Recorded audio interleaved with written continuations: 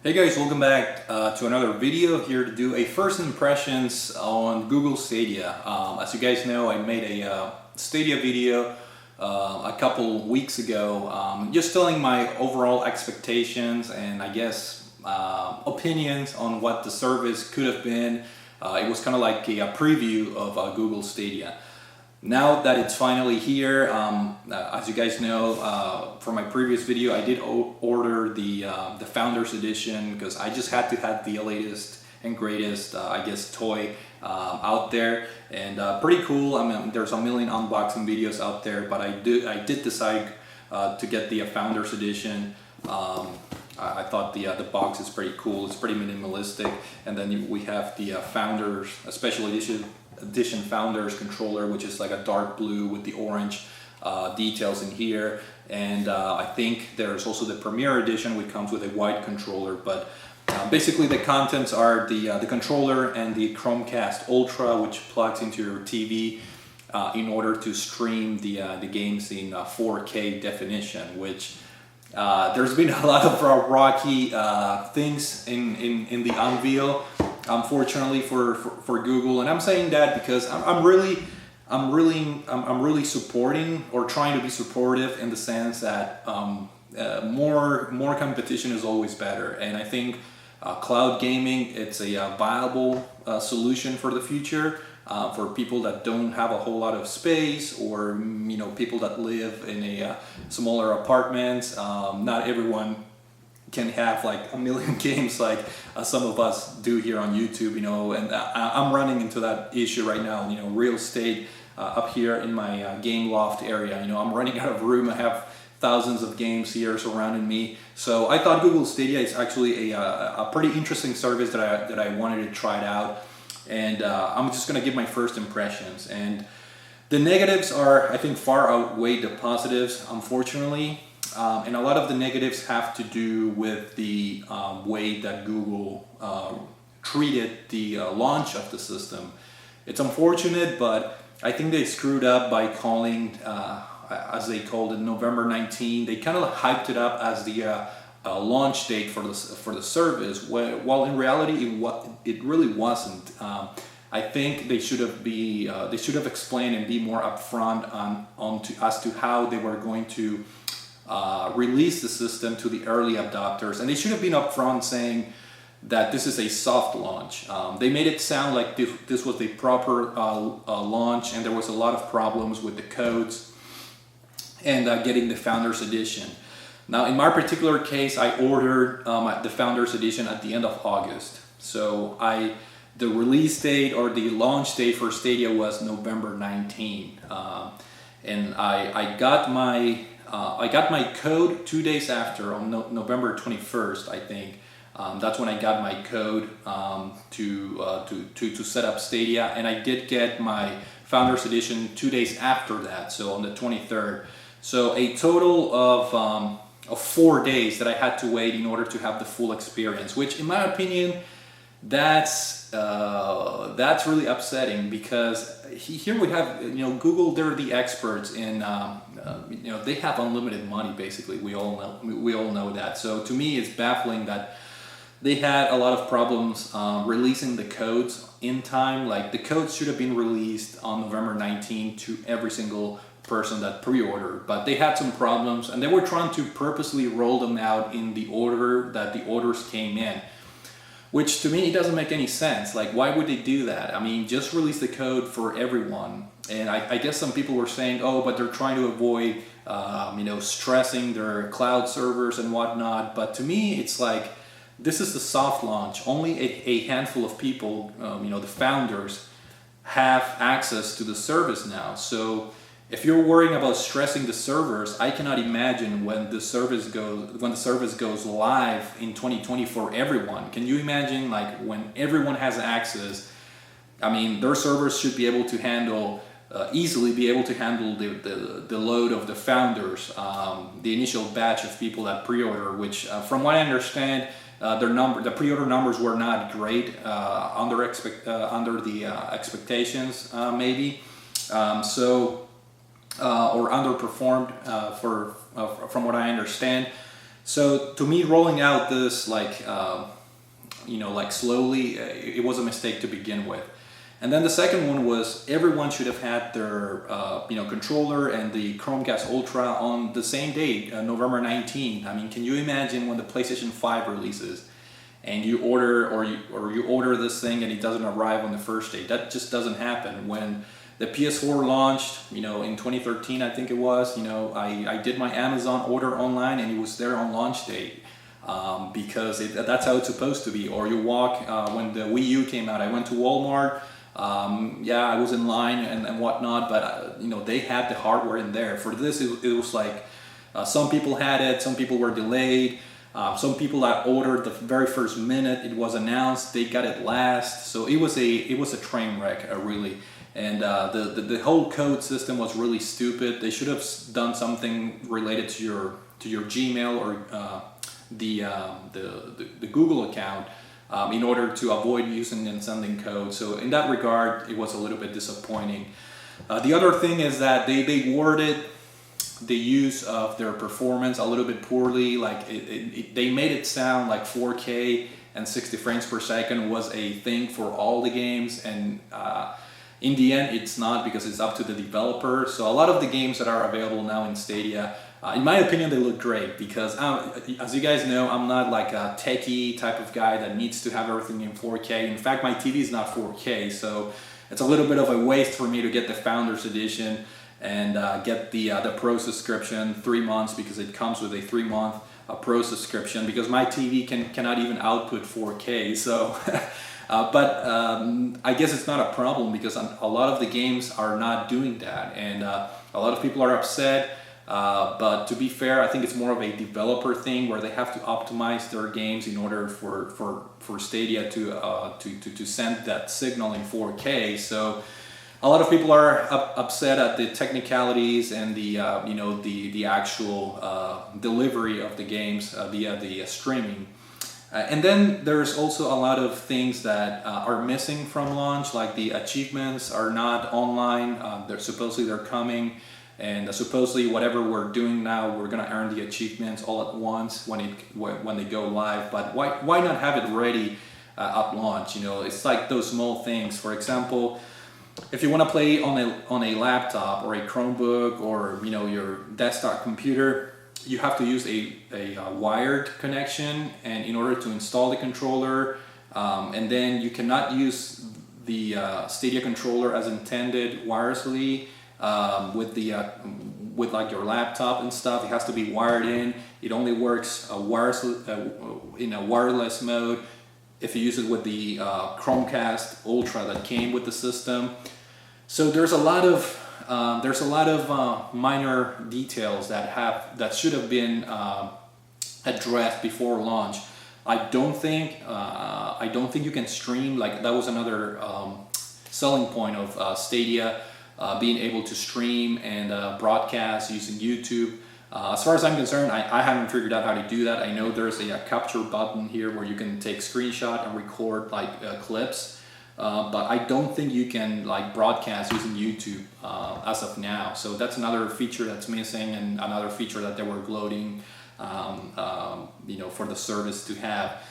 Now, with that being said, those are minor things for me. To me, like, the biggest train wreck was the launch.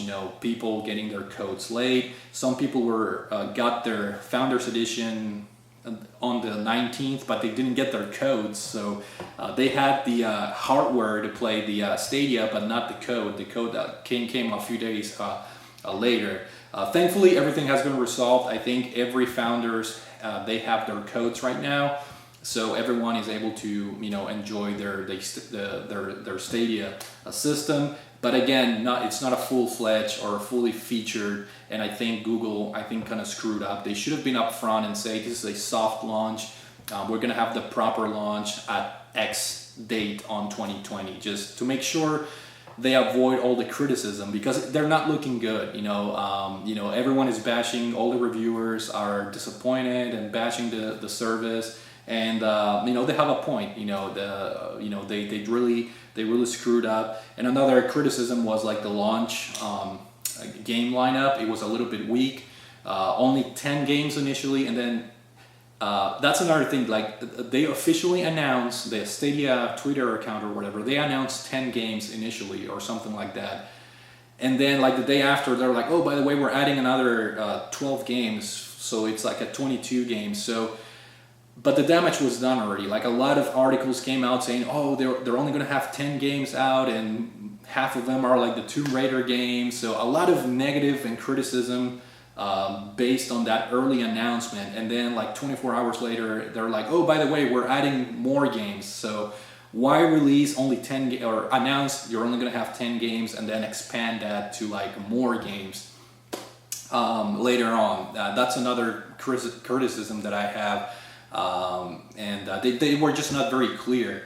And another thing that pissed off the founders was the estimated delivery dates. Now, thankfully for me, like I said, 4 days after launch, 4 days after November 19th, I already had my controller and my code being able to play. But before launch, my estimated delivery time was December 2nd or December 3rd, which, how how can they? In other words, they basically told me you're gonna have the your controller and your founder, your Chromecast Ultra on December 2nd, which that's very late after launch. Like again, how would you feel if Nintendo releases the Switch, for example, and they tell you, oh, this is a release date, but you're not gonna be able to get your system until 3 weeks later? It just doesn't make sense, and it's a pretty easy way to piss off the customers, and especially the early supporters. You have to be nice to them. You have to be supportive towards them, and that was another disappointing thing there. The way they said, yeah, it's going to take this much for you to get your pre-order, but thankfully again they were able to do it much quicker. But again, on an ideal scenario, they should have been able to deliver all the packages, founder packages, on the 19th, as well as the codes. And then we have the performance issues. It's not up to what people were expecting. The 4K 60 frames per second thing. But again, that's up to the developers. Some people complain about the prices. I thought the prices are fair. I mean, the newer games are full price. Yes, you have things like the Red Dead Redemption. You can get it much cheaper on the PS4 or the Xbox One, but you do have to pay that price of admission for being a new system. It's full price on Stadia, but I was glad to see some of the older titles being reduced a little bit especially for the Pro members, which I think everyone at this point is a Pro member, because when you get the Founders package, you get 3 months of Pro, so you do get discounted prices as well. Now for the games, the 2 free games available at launch are Destiny 2 and Samurai Showdown. Those games, I have not really played Destiny 2. I'm not a big Destiny person. Even back on the PS4, I remember playing the demo or the beta, and I had fun with it, but it just didn't grab me. So I think this is a good opportunity for me to jump into Destiny 2, since it's a free game, it's a launch game, but I haven't really done that yet. I did play Samurai Showdown before my Chromecast Ultra came in the mail. As you guys remember, I got the code first, and then 2 days after, that's when I got my controller. And it wasn't working very well in terms of the very slight lag, which for a fighting game, that can be a killer deal. Now, I do have to say, when I did play Samurai Showdown, my wife downstairs, she was watching her shows. We cut the cord, over a year ago. So we do a lot of streaming in the house, like streaming TV shows. We don't have cable anymore. So she was watching her shows downstairs, and I was using my laptop to stream Samurai Showdown. So not the ideal scenario. So I'll give them the benefit of the doubt. In fact, on the welcome email and note from Stadia, they recommend you not to stream or do anything taxing to your bandwidth when you're playing Stadia, which makes sense. And so in that regard, I give them a break. However, when I did get the Founders Package 2 days after being able to use it via the Chromecast Ultra, I do have to say that the small lag details are almost gone. So I'm actually very impressed on how smooth the experience is.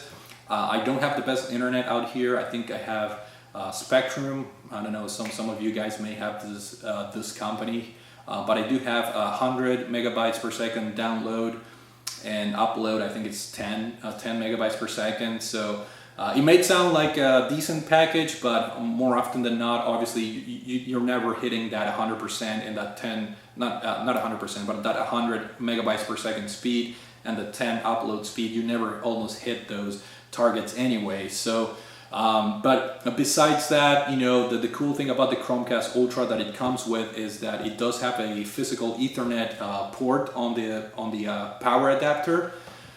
So that makes the connection a little bit more solid and more reliable, if you will. That's when you play on your TV. But the magic of Stadia is you're able to play it on your phone, on your laptop. You can be at work, on your lunch break. You can be at your in-laws' house. As long as there's a decent internet connection, you can play Stadia with your Google account. In fact, I have my phone here, which is a Pixel phone, an original Pixel phone. I should probably upgrade because this is the original one. And I didn't really play using my phone. I tried it on the laptop. I tried it on the TV. I think I briefly tried it on the phone, and it works pretty well for the most part.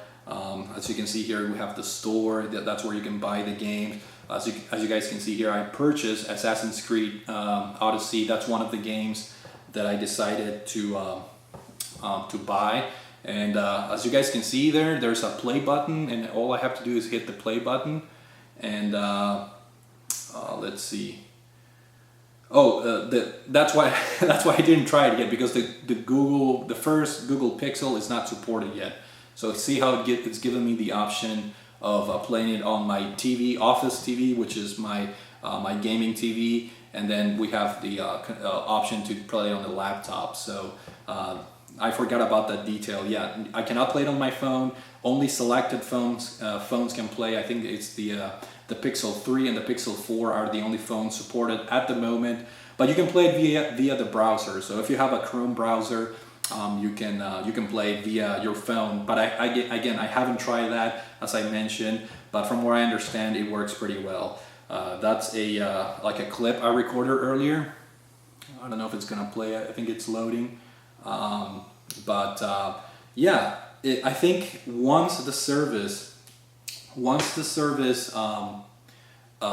gets going, it's really almost like magical, because it's so easy to switch from your laptop to your TV. You can just tell it to send the signal from your TV to your laptop very seamlessly. And once they sort out all the kinks as far as the controller compatibility, I was able to play with my DualShock 4, which is paired to my laptop, and then this guy obviously is paired to the Chromecast Ultra. It's the only device that it can be paired up wirelessly at the moment. So in that regard, I am very happy with how the service is working so far. I think it's very impressive. Now the one thing, so that's kind of like the positive. Buying games is very easy, although it's weird. You can only buy the games from the app on your phone, which I thought it was pretty weird.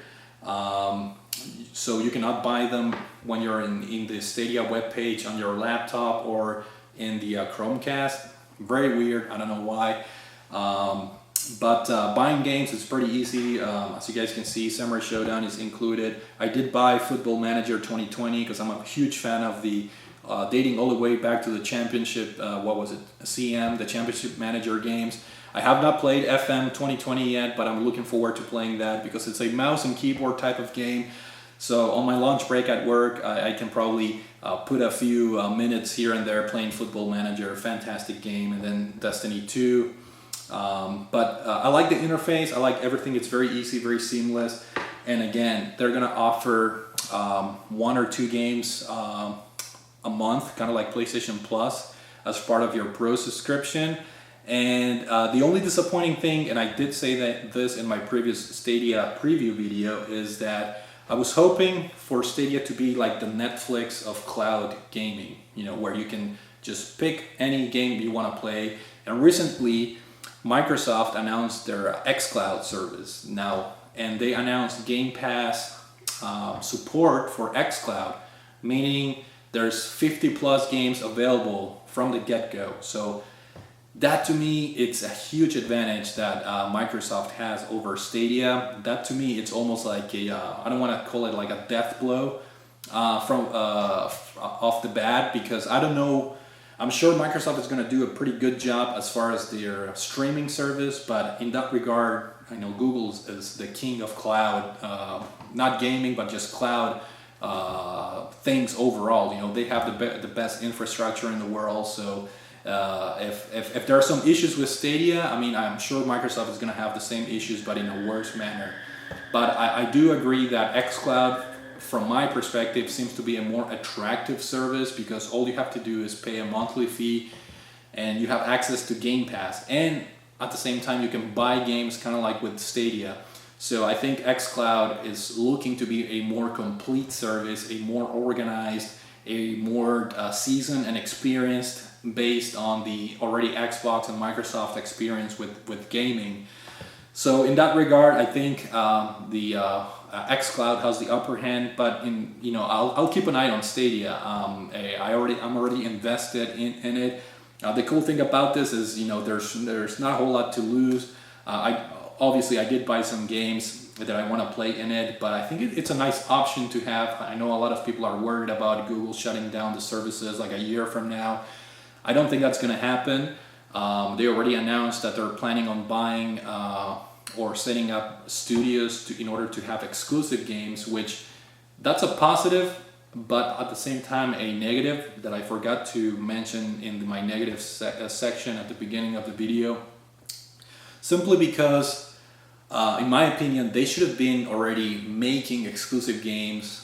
If not, they should have had exclusive games available at launch. And I think one of the games, I forgot the name, I think it's called Lift or something, Guilt or something. It's like kind of like a horror game by Tequila Works. I was looking into buying that game, but not yet.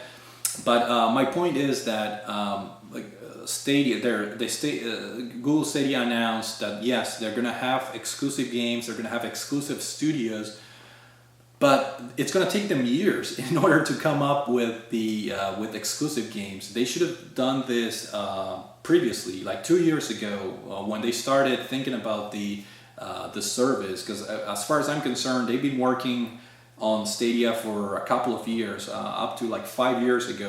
That's when this process started. So they should have had studios already ready to go from the get-go, making games, making exclusive games that are that would push people into buying or into going into the system. Because as of now, xCloud from Microsoft, they can have, and they will have, pretty much every single game that Stadia has on their store, plus the Game Pass games that are available for free, as far as the subscription. So I think they have a huge upper hand, and I think the only way for Stadia to really draw and keep gamers and customers happy would be to have exclusive games and to have, I guess, the best performance, which I think Google has the upper hand on that because of their cloud infrastructure. I think they can easily win that battle as far as the performance, 4K 60 frames per second streaming. That they're not meeting those points now, but I think they're gonna sort those things out by the time the official launch comes in 2020. So in that regard, in my opinion, they should have been a little bit more ready for launch. They should have already had one or two major like AAA exclusive titles. And let's face it, guys, Google, they have unlimited resources. So for them to hire or create a new studio making exclusive content for Stadia, it should have not been a big deal, and they should have been doing that in preparation for November 19th, and they haven't done that. and I think that can hurt them big time when xCloud officially releases. I think they're going to have the upper hand in as far as the cloud streaming. So overall impressions, I think it was a botched launch. A lot of negative press, a lot of negative word of mouth already kind of like created this snowball effect of negativity, which is unfortunate because again, I really like the service. Now that I have it up and running, I think there's a lot of potential for the service. There's a lot of things that I like about it. Some things that I don't like so much, but I think it has potential. But it's unfortunate that it was mishandled as far as presenting the new product out there. So. Anyways, those are my first impressions on Stadia. I may be doing more videos. Hopefully they release the broadcast or the streaming to YouTube feature. Maybe I can do some live streaming and chat with you guys. Yeah, hopefully you guys enjoyed this video. Thank you for watching, and I will see you all later.